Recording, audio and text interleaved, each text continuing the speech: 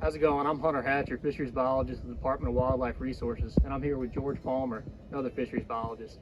George, it's hot today. It is hot. We're out here on Martinsville Reservoir, and what are we doing? Today we're putting in some fish attractors.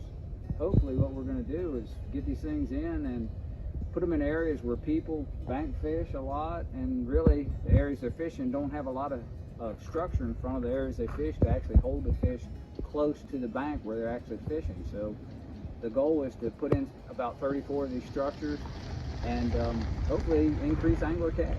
And this is the second year you've done this, George, correct? That is correct. Last year we did about 20 here, and this year we've done about 34. So that makes about 54 total. Okay, so you've got a good amount of habitat out here, and you've also selected some unique materials to make these out of, haven't you? A little bit different from your traditional Christmas tree habitat? We do. A lot of times with fish attractors, the thing you have to be aware of, especially if you're putting them out in front of areas where the anglers fish, is will those structures snag hooks? And so we try to design structures that are going to avoid snagging hooks and making hang-ups basically, but at the same time bringing fish into the area or allowing them to stay there.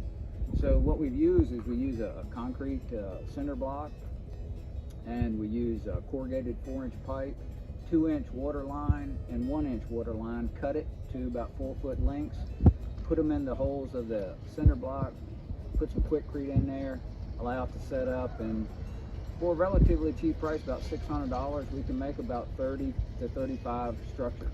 Yeah, so you get some good quality habitat that should persist in the system for a while and keep anglers fishing and catching fish. Yes, and by the time we get done with the whole process, we have probably about a day to a day and a quarter of time into it, and that's usually about 3 or 4 people. So it's not a great amount of time or expenditure to put in habitat or basically fish trap. That's great, George. What can the folks expect to catch as they come out here and fish on Martinsville Reservoir? Well, the ones that are going to be fishing around the bank here from near these where we put these attractors today can generally catch bluegill, red ear sunfish, the occasional small bass, largemouth basically.